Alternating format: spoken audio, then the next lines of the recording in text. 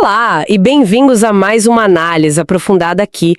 Hoje é terça-feira, 9 de setembro de 2025 e olha, o dia está sendo bem importante nos mercados.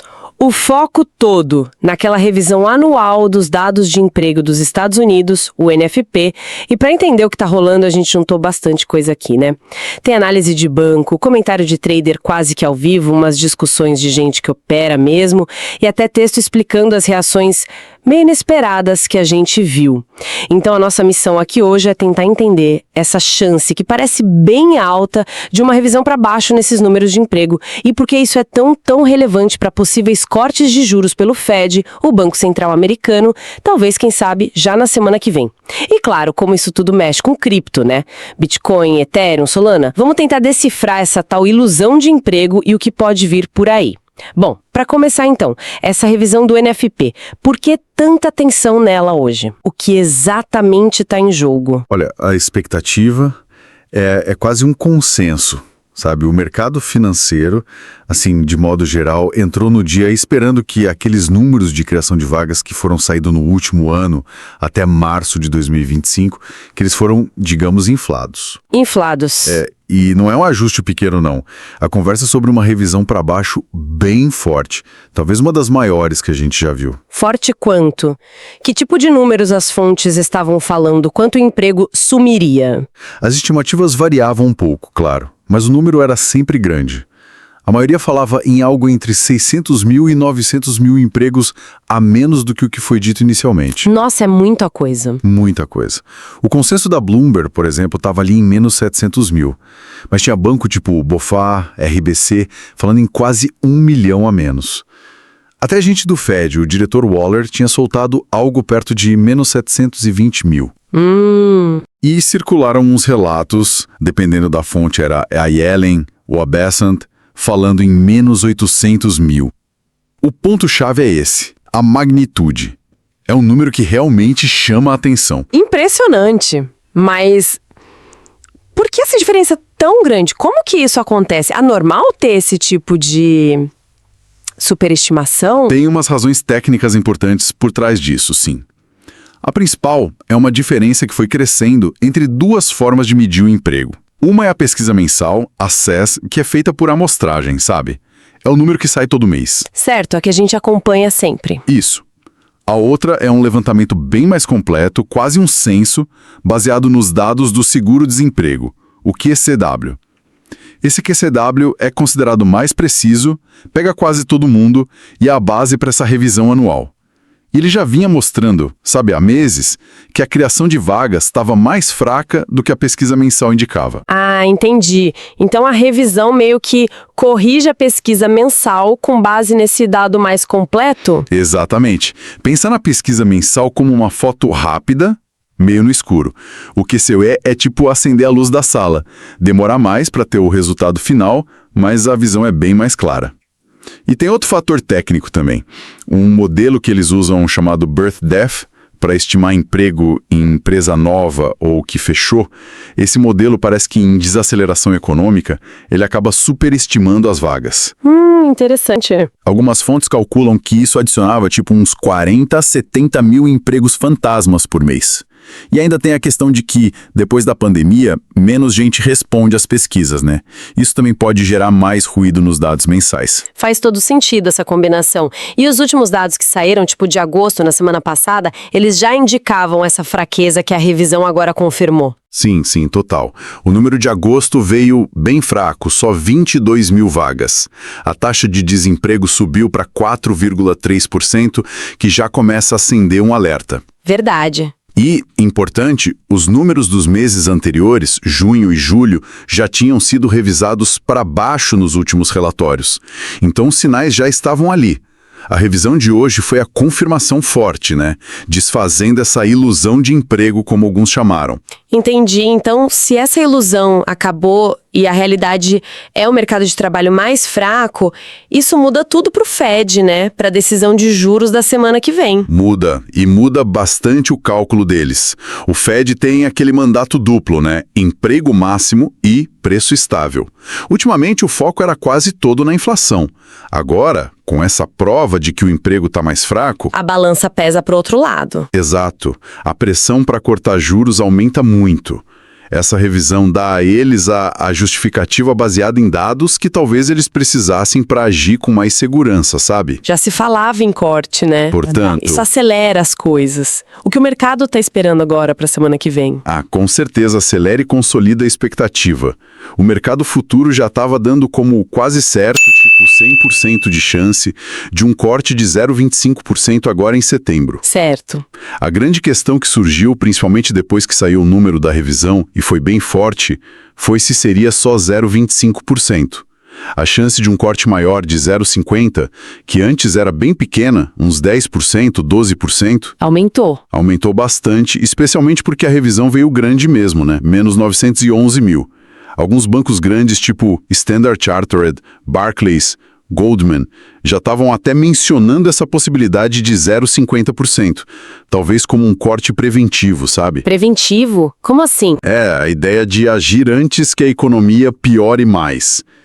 Vendo essa fraqueza agora, eles talvez queiram cortar mais forte para se adiantar a curva, como se diz. Para tentar evitar uma freada muito brusca lá na frente. Faz sentido. E as falas do pessoal do Fed, ultimamente, apoiam essa ideia de que eles estão prontos para cortar. Sim, a gente tem visto um tom bem mais dovish, né? Mais suave, mais inclinado a cortar juros. O Waller foi super direto, falou algo como, vamos começar. O próprio Powell, presidente do Fed, e outros diretores importantes também deixaram a porta aberta para uma política mais flexível. Parece que eles estão olhando além da taxa de desemprego atual, que está em 4,3%. Talvez achem que esse número já está atrasado e que outros dados mostram uma fraqueza maior chegando. Perfeito. Então, o cenário macro mudou. Emprego mais fraco, Fed provavelmente cortando juros, e historicamente isso costuma ser bom para ativos de risco, como cripto, certo? Juros caindo, mais dinheiro circulando... Correto. A história recente, ali em 2020 e 2021, mostrou isso bem claro. Política monetária mais frouxa tende a ser combustível para Bitcoin, Ethereum, Solana. E por quê? Quais os mecanismos? São basicamente 3. Primeiro, juro real mais baixo. Tira a atratividade de deixar o dinheiro parado rendendo pouco. Então o custo de oportunidade de ter algo como o Bitcoin, que não paga juros, diminui. Ok. Segundo, corte de juro nos Estados Unidos geralmente enfraquece o dólar. E como o cripto é cotado em dólar, dólar mais fraco ajuda o preço a subir. Certo. E terceiro, de forma mais geral, aumenta a liquidez no sistema, o apetite por risco dos investidores. Eles buscam mais retorno em coisas mais voláteis. Ok, tudo isso faz sentido, a lógica macro. Mas, e aqui vem a parte curiosa das fontes. Elas dizem que logo depois que saiu a revisão, que confirmou a fraqueza, com menos 911 mil, os preços das criptos caíram. Como assim? Algo que deveria ser bom acabou sendo ruim naquele momento. Excelente ponto. E é aí que a análise fica mais sutil, né? Essa queda logo de cara, que realmente surpreendeu muita gente, parece ter sido uma combinação de fatores. Uma tempestade perfeita de curto prazo. Quais fatores? Primeiro, o que chamam de growth scare, o susto com o crescimento. A revisão foi tão forte, tão negativa, que bateu um medo imediato de que a economia americana estivesse pior do que se pensava, talvez até indo para uma recessão.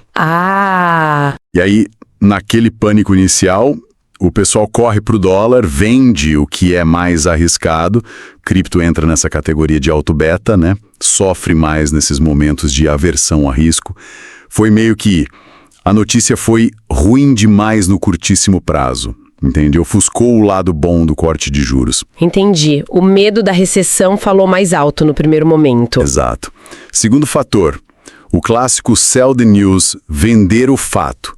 A expectativa da revisão negativa e do corte de juros já estava muito no preço. Muita gente comprou antes apostando nisso.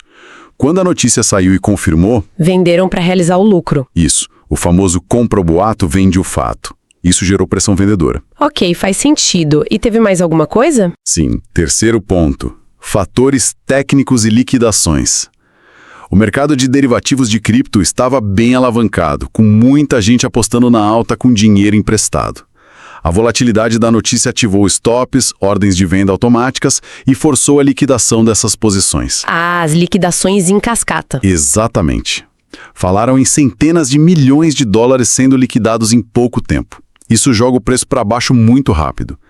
E algumas análises on-chain, olhando a blockchain, viram também baleias, grandes detentores, vendendo um pouco antes e durante o evento, talvez antecipando essa confusão. Uau, então foi uma combinação de medo de recessão, realização de lucro e problemas técnicos de mercado. Isso explica a queda inicial. Mas então, a leitura é que isso foi um soluço, um movimento de curto prazo e que a perspectiva para frente com o Fed cortando juros ainda pode ser positiva. Essa é a visão que prevalece nas análises que vieram depois do susto inicial. A queda foi um choque de curto prazo, talvez exagerado por esses fatores técnicos. Se o Fed realmente entregar o corte semana que vem e sinalizar que pode vir mais, e se a inflação não der um susto para cima, continuar controlada, o cenário fundamental para os próximos, digamos, 1 a 3 meses continua sendo visto como positivo para a cripto. E as fontes chegam a falar em níveis de preço? Quais seriam os alvos? Sim, continuam falando em alvos ambiciosos, algo como o Bitcoin voltando para testar aquela região de 120, 135 mil dólares, Ethereum buscando passar dos 5 mil, 5.500 e Solana podendo até desafiar as máximas históricas lá perto de 250 a 300 dólares. Interessante. E um corte de 50 pontos base, se vier, seria visto como um catalisador ainda mais forte para esses cenários, né? Entendi. O cenário é bem complexo, volátil, mas talvez com viés positivo mais à frente.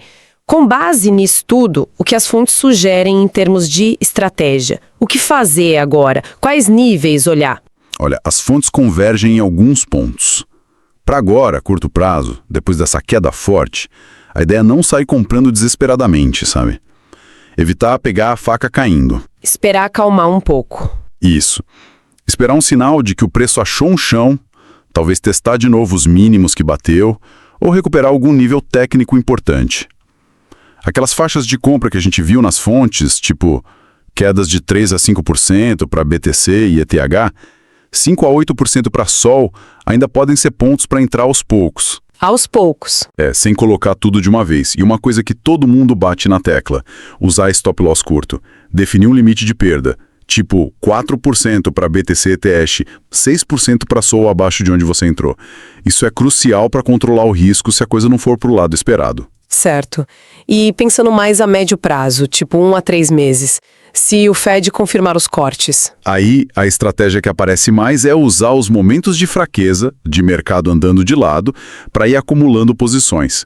Uma fonte até sugeriu uma divisão de carteira interessante, 40% em Bitcoin, como a base mais segura. A âncora. Isso, 40% em Ethereum, pensando que pode ter um desempenho até melhor por causa dos ETFs e outras coisas, e 20% em Solana, como uma aposta de maior risco e maior retorno potencial, o High Beta. Gostei dessa ideia da escada beta.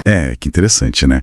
A ideia de que o dinheiro entra primeiro no BTC, depois vai para ETH, e só então, quando o apetite por risco está maior, vai para as altcoins mais voláteis como a Sol.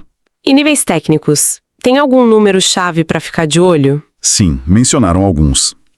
Para Bitcoin, a área de 110 a 108 mil dólares como suporte importante e 120 mil como a primeira resistência a vencer. Ok. Para Ethereum, a faixa de 4.100 a 4.200 dólares seria o suporte.